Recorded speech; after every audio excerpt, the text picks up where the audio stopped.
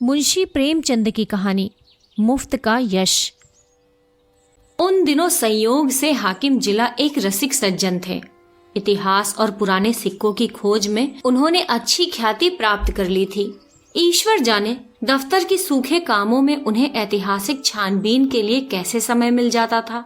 वहाँ तो जब किसी अफसर से पूछिए तो वो यही कहता था, मारे काम के मरा जाता हूँ, सिर उठाने की फुर्सत नहीं मिलती। शायद शिकार और सैर भी उनके काम में शामिल है। उन सज्जन की कीर्तियां मैंने देखी थी और मन में उनका आदर करता था, लेकिन उनकी अफसरी किसी प्रकार की घनिष्ठता में बाधक थी। मुझे ये संकोच था कि अगर मेरी ओर से पहल हुई तो शायद लोग यही कहेंगे कि इसमें मेरा कोई स्वार्थ है, और मैं किसी दशा में भी ये इल्जाम अपने सिर नहीं लेना चाहता। मैं तो उनके हुक्काम की दावतों और सार्वजनिक उत्सवों में नेवता देने का भी विरोधी हूँ।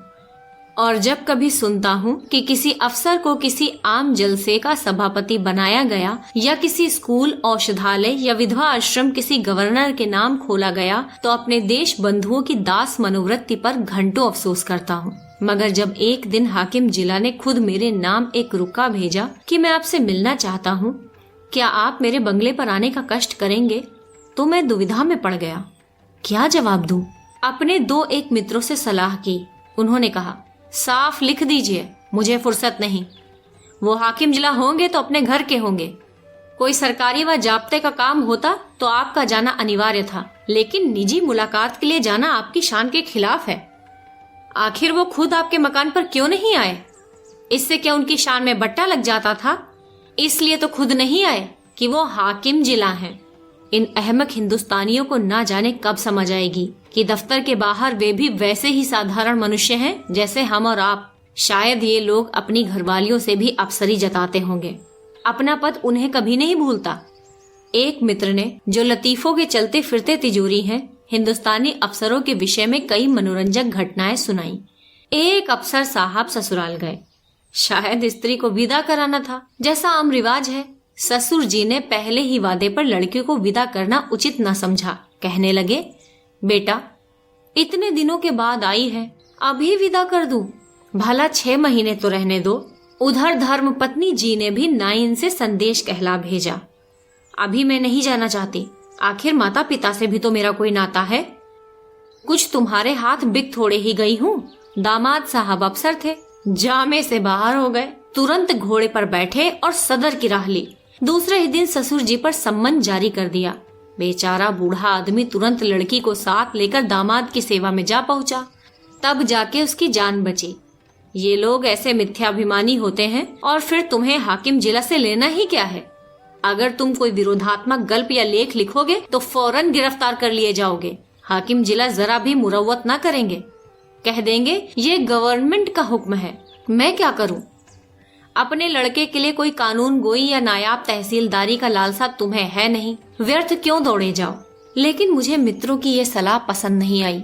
एक भला आदमी जब निमंत्रण देता है तो केवल उसे इसलिए अस्वीकार कर देना कि वो हाकिम जिला ने भेजा है, मुटमर्दी है। बेशक हाकिम जिला मेरे घर आ जाते तो उनकी शान कम न होती। उदार हृदय वाला आदमी बेतकल्लुफ चला आता, लेकिन भाई जिले की अफसरी बड़ी चीज है।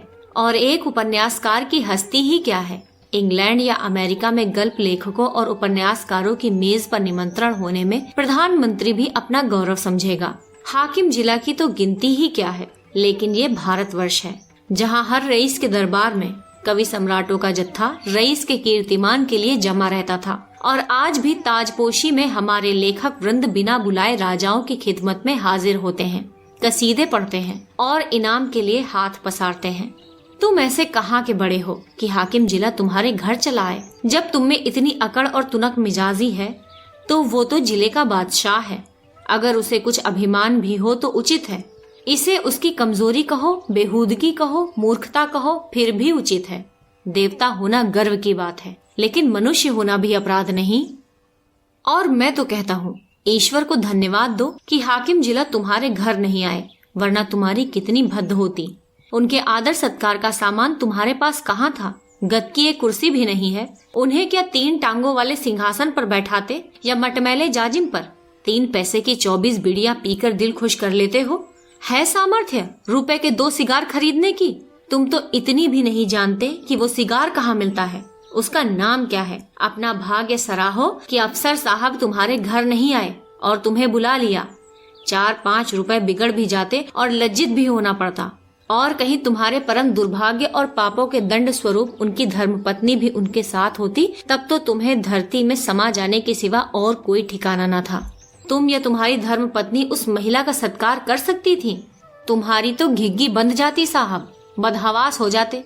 वो तुम्हारे दीवान खाने तक ही न रहती जिसे तुमने गरीबा मऊ ढंग से सजा रखा है। वहाँ गरीबी अवश्य है पर फूहड़पन नहीं। अंदर तो पग पग पर फूहड़पन के दृश्य नजर आते।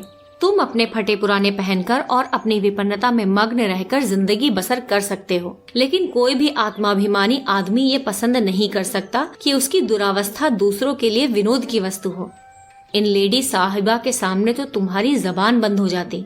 चुनांचे मैंने हाकिम जिला का निमंत्रण स्वीकार कर लिया और यद्यपि उनके स्वभाव में कुछ अनावश्यक अफसरी की शान थी, लेकिन उनके स्नेह और उदारता ने उसे यथासाध्य प्रकट न होने दिया। कम से कम उन्होंने मुझे शिकायत का कोई मौका न दिया। अफसराना प्रकृति को तब्दील करना उनकी शक्ति के बाहर था। मुझे इस प्रसंग को कोई महत्व देने की बात भी न थी। महत्व न दिया। उन्होंने मुझे बुलाया, मैं चला गया, कुछ गपशप किया और लौट आया। किसी से इसका जिक्र करने की जरूरत ही क्या, मानो भाजी खरीदने बाजार गया था। लेकिन टोहियों ने जाने कैसे टोह लगा लिया। विशेष समुदायों में ये चर्चा होने लगी कि हाकिम जिला और मेरी बड़ी गहरी मैत्री है और वो मेरा बड़ा सम्मान करते हैं। अतिशयोक्ति ने मेरा सम्मान और भी बढ़ा दिया। यहाँ तक मशहूर हुआ कि वो मुझसे सलाह लिए बगैर कोई फैसला या रिपोर्ट नहीं लिखते। कोई भी समझदार आदमी इस ख्याति से लाभ उठा सकता था। स्वार्थ में आदमी बलवान हो जाता है, तिनके का सहारा ढूंढता फिरता है। ऐसों को विश्वास दिलाना कुछ मुश्किल न था कि मेरे द्वारा उनका काम निकल सकता है, लेकिन मैं ऐसी बातों से घृणा करता हूँ। सैकड़ों व्यक्ति अपनी कथाएं लेकर मेरे पास आए।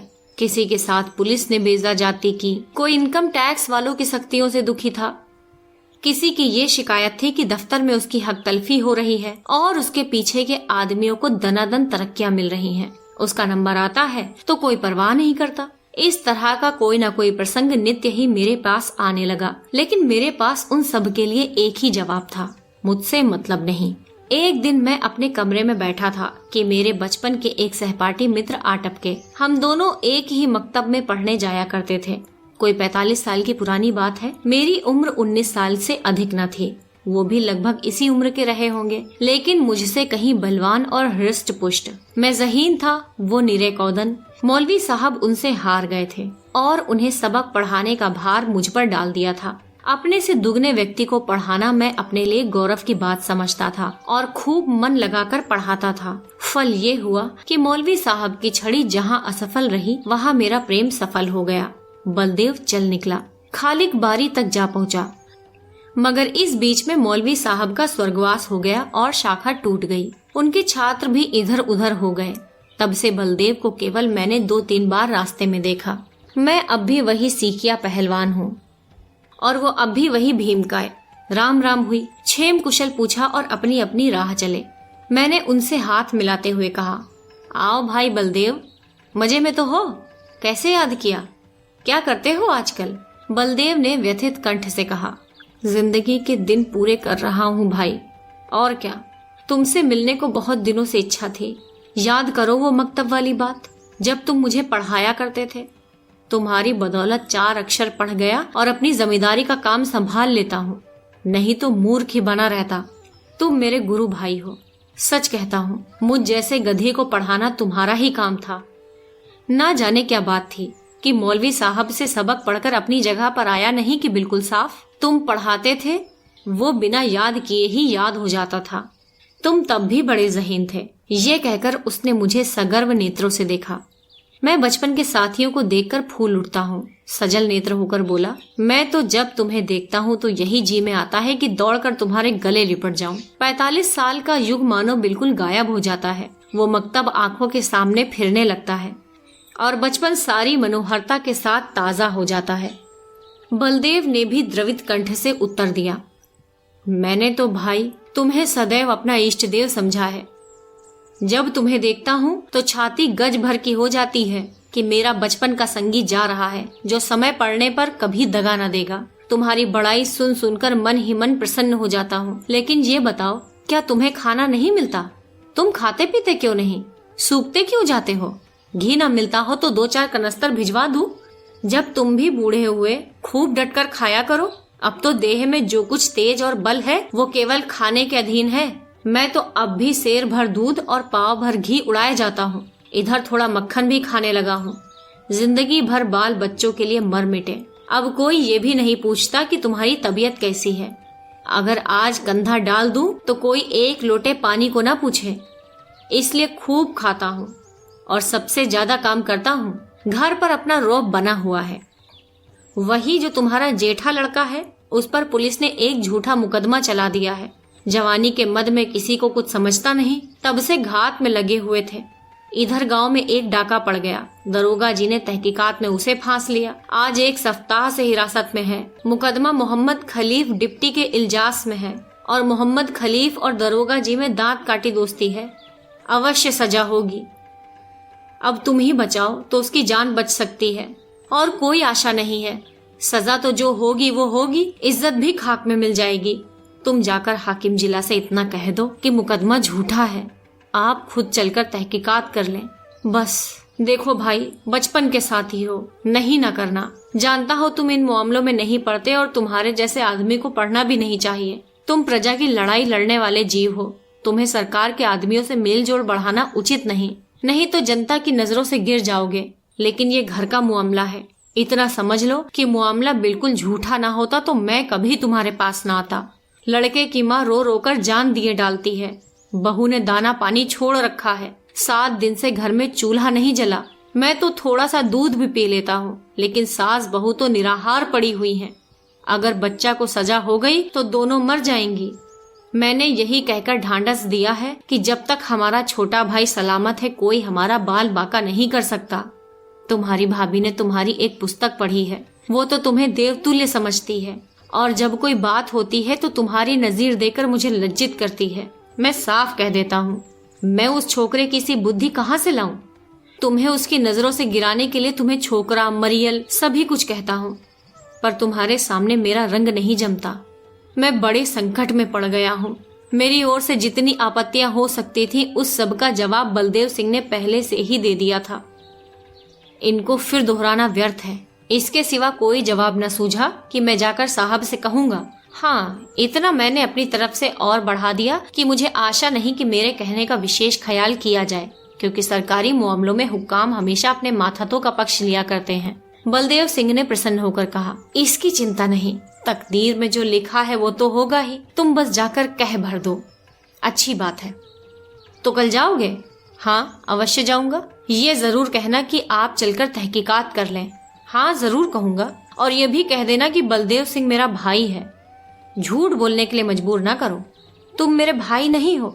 मैं तो हमेशा तुम्हें अपना भाई समझता हूँ। अच्छा, ये भी कह दूंगा। बलदेव सिंह को विदा करके मैंने अपना खेल समाप्त किया और आराम से भोजन करके लौटा। मैंने उससे गला छुड़ाने के लिए झूठा वादा कर दिया। मेरा इरादा हाकिम जिला से कुछ भी कहने का नहीं था। मैंने पेशबंदी के तौर पर पहले ही जता दिया था कि हुक्काम आम तौर पर पुलिस के मामलों में दखल नहीं देते। इसलिए सजा हो भी गई तो मुझे ये कहने की काफी गुंजाइश थी कि साहब ने मेरी बात स्वीकार नहीं की। कई दिन गुजर गए थे। मैं इस वाकये को बिल्कुल भूल गया था। सहसा एक दिन बलदेव सिंह अपने पहलवान बेटे के साथ मेरे कमरे में दाखिल हुए। बेटे ने मेरे चरणों पर सर रख दिया और अदब से एक किनारे खड़ा हो गया। बलदेव सिंह बोले, बिल्कुल बरी हो गया भैया। दरोगा साहब ने खूब बुलाकर डांटा कि तुम भले आदमियों को सताते और बदनाम करते हो। अगर फिर ऐसा झूठा मुकदमा लाए तो बर्खास्त कर दिए जाओगे। दरोगा जी बहुत झेपे। मैंने झुक कर सलाम किया। बच्चा पर घड़ों पानी पड़ गया। ये तुम्हारी सिफारिश का चमत्कार है भाईजान। अगर तुमने मदद न की होती तो हम तबाह हो गए होते। ये समझ लो कि तुमने 4 प्राणियों की जान बचा ली। मैं तुम्हारे पास बहुत डरते डरते आया था। लोगों ने कहा उसके पास नाहक जाते हो, वो बड़ा बेमुरव्वत आदमी है। उसकी जात से किसी का उपकार नहीं हो सकता। आदमी वो है जो दूसरों का हित करे। वो क्या आदमी है जो किसी की बात सुने ही नहीं। लेकिन भाईजान, मैंने किसी की बात ना मानी। मेरे दिल में मेरा राम बैठा कह रहा था, तुम चाहे कितने ही रूखे और बेलाग हो, लेकिन मुझ पर अवश्य दया करोगे।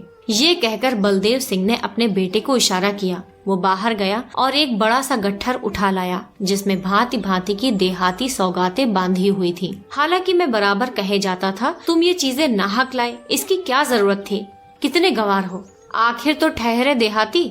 मैंने कुछ नहीं कहा, मैं तो साहब के पास गया भी नहीं, लेकिन कौन सुनता है।